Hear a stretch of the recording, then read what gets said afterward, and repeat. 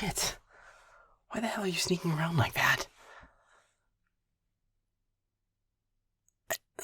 No, I'm not suggesting that you sit idly until I come fetch you, but I'm suggesting that you announce your presence a bit more obviously than coming up 2 feet behind me with a silence that would make a stealth proud, and then abruptly declaring, "What's that?"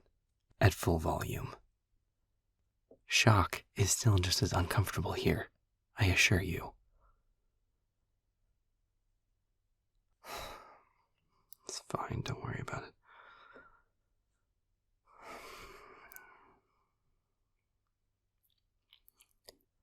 That is how long I've been here, more or less. A scratch in the wall for each passing day, as best I could tell, anyway. As we've previously discussed, the passage of time in here isn't exactly easy to measure. And I didn't start recording it on day 1, so the number is already inherently understated.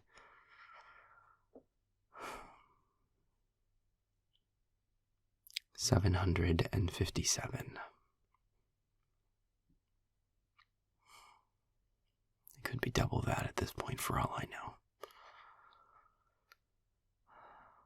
An imperfect record made by an imperfect being.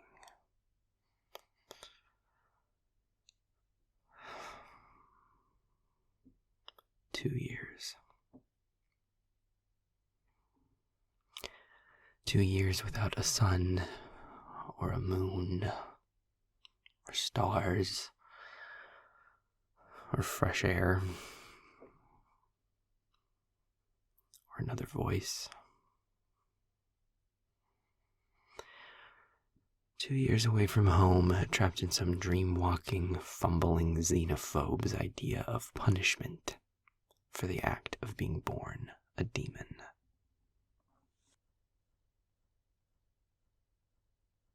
Yes, he was a dreamwalker.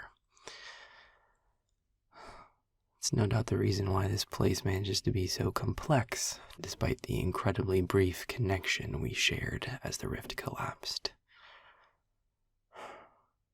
Dreamwalkers' brains are just wired differently than other humans.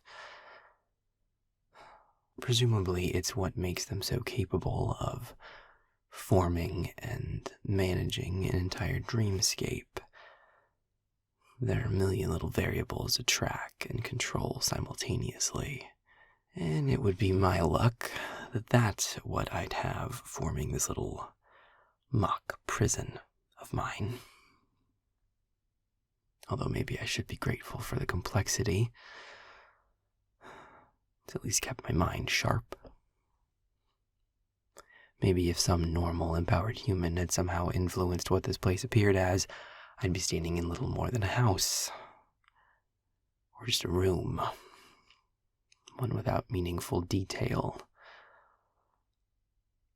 The irony that would be a more true punishment than something as grand as this one that he inadvertently created doesn't escape me.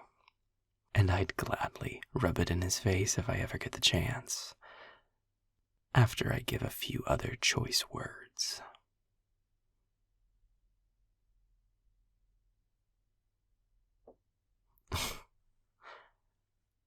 Would that detail have mattered?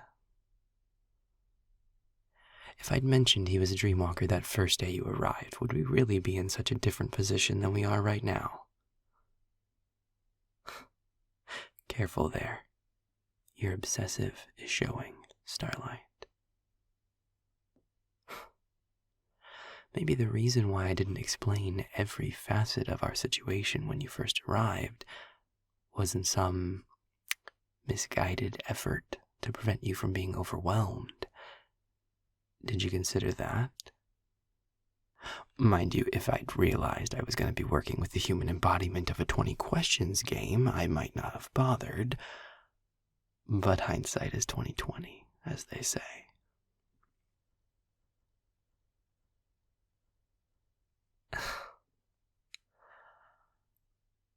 I don't have much more detail to give you.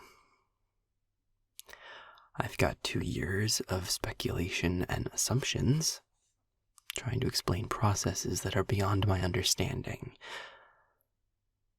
But if you're willing to take that information with a grain of salt that could rival even that of you humans' horrific fast food, then I suppose there's a little more to be gleaned. Yes.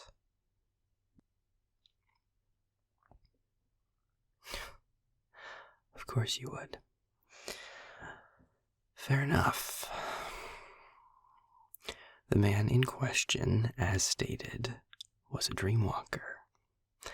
And, as I stated when you first got here, he was part of a group of empowered people that paints demonkind as some sort of existential threat to humanity. Needless to say, he wouldn't have appreciated me being nearby, but as I was cloaked at the time, he was none the wiser. Or at least that's what I thought.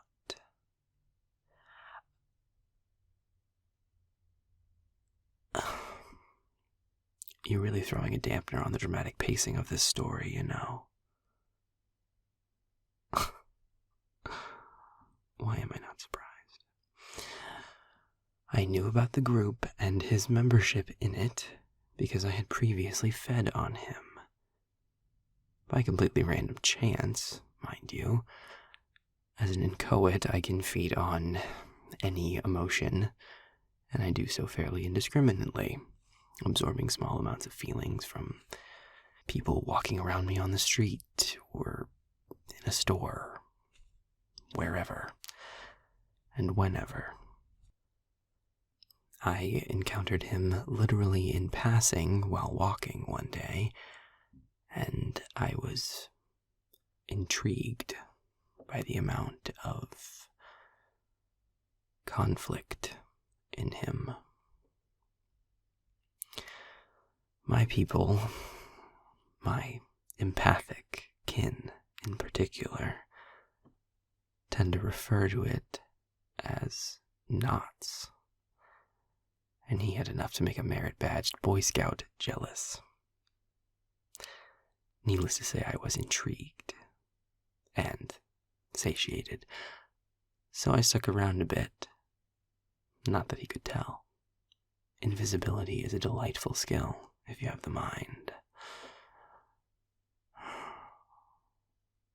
Long story moderately short, I learned that a lot of that conflict twisting away at his heart was coming from a recent membership to an organization known as Close Knit. Delightfully cultish little name, don't you think?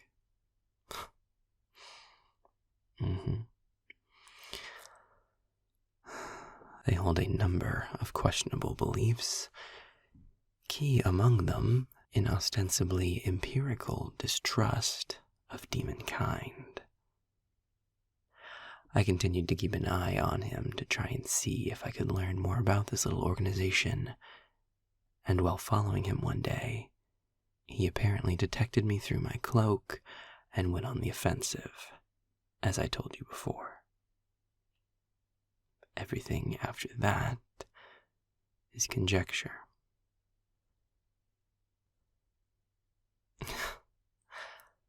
Don't underestimate what the offensive for a dreamwalker can look like, Starlight. True, in and of itself, it wasn't much risk to me. I am made of magic, after all. But against a fellow human, their powers can be incredibly dangerous. Forced to fall asleep before you even know you're under attack. Trapped in a dreamscape where they have complete and utter control. Unable to wake up. Questioning reality. Questioning your sanity. Tormented for as long as they want, however they might want. It isn't all bespoke dream design and insomnia relief. Dreamwalkers can be a terrifying sight to behold. For a human, anyway. For me, it was far less of a concern. He attempted to force me to fall asleep so that he could take me into a dreamscape. A bit ridiculous of him to think that it might work, but I have to at least give him an A for effort and for nerve. I resisted the effects and attempted to drift away, as I've told you. And now for my aforementioned conjecture. I believe that he was trying to force me into a dream that took the same form as this hellscape. The architecture of the dream was trying to force itself into my mind, and while I was able to resist the effects of the sleep magic, when the rift then collapsed in on itself, I believe that dreamscape became the visual representation that this meridian nothingness took in my mind. So, not a dream, but built on the same detailed framework of one. All courtesy of one demon-hating little prick who I'd gladly punt off the highest circle of this place if he was trapped here with me. But he's not, and you are. And this conversation, while it might have been illuminating at best and outright confusing at worst, is not getting us any closer to getting us both out of here. Why it looks like this doesn't change what it's going to take to escape.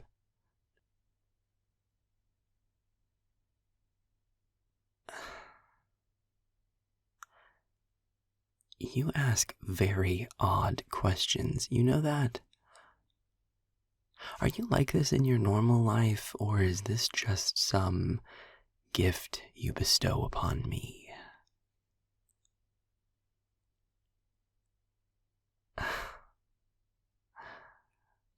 No, I haven't been feeding on you. In here, I haven't needed to. In the same way that you haven't needed to eat food or drink water. I'm biologically sustained by the stasis that we're both stuck in, it seems.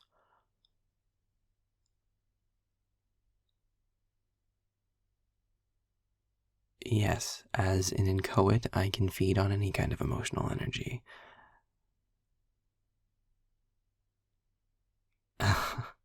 No, actually. The exact opposite. We're the most common form of demon. Just like you freelancers are the most common form of empowered human. And yet, I imagine the reason why you had yet to hear about my kind before meeting me is the same reason why freelancers, despite being the most plentiful form of empowered human, never seem to get much attention. Because in the eyes of our specialized fellows, we're not special at all. It's the age-old question. What's the better strategy? Great at one thing at the expense of all others? Or be just okay at everything? Don't get me wrong, being consistently fine across the board is impressive in its own way. But it's not flashy. It doesn't delight the imagination. We don't break records. We don't push boundaries. Inchoates, freelancers, we're the unsung majority. If you ask me, which no one ever does, but hey, when has that stopped me? Finding the right answer to that question doesn't boil down to one of tactics or ability. It's a question of mindset and the traps that people unknowingly construct for themselves as a result of said mindsets. I can't speak for the human-empowered races, but I've been around long enough to see the patterns among demons. My more specialized kin tend to conflate the idea of basic need with that of purpose. They feed on happiness, so it must be their lot in life to bring about happiness. They're powered by desire, so their only purpose is to exist as some object of pleasure. It minimizes them. It hinges on this idea that we're all meant to be something. Like autonomy is meaningless. Like we aren't all fully formed people capable of broadly spectrumed lives. Look at it this way. You, as a human, eat food to survive. Now, does that mean your purpose in life, your reason for existing, is to become a farmer?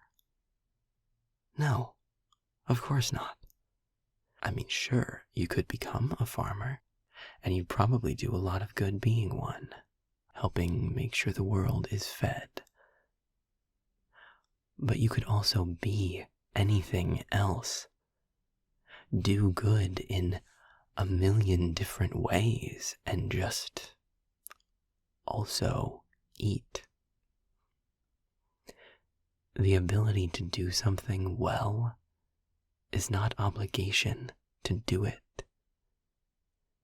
The point is that it should be a choice. Be a farmer because you want to be, not because you think you have to be, just because of the circumstances of your birth.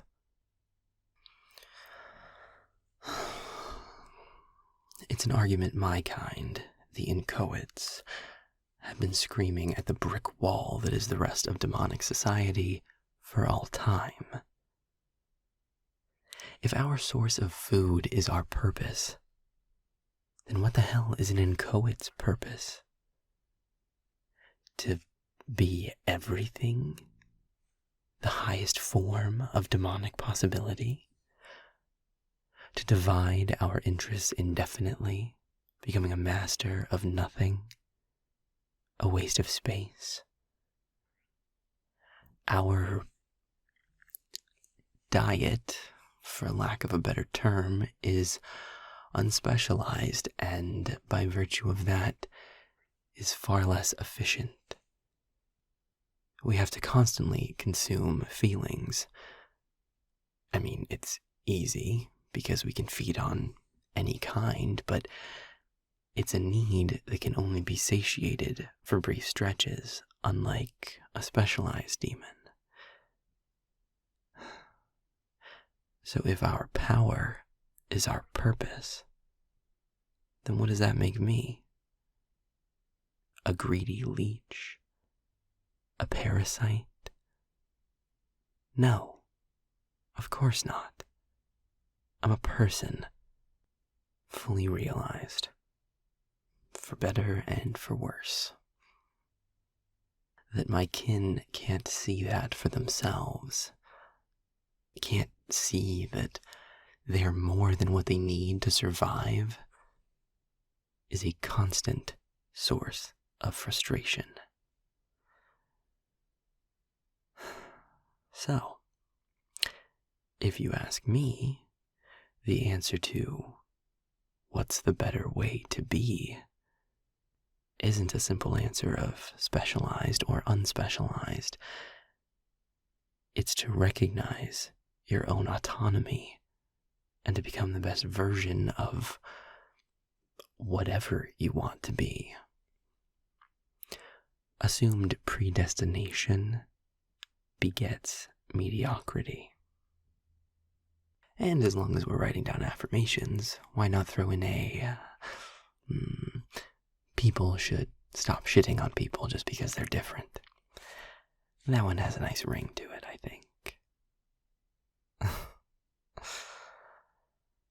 Anyway, I would apologize for the rant, but you incited it, as usual, and I'm sure it feeds that knowledge-hungry gremlin that's apparently forever tap dancing across your neurons. So I doubt you mind it anyway. Now can we get to work?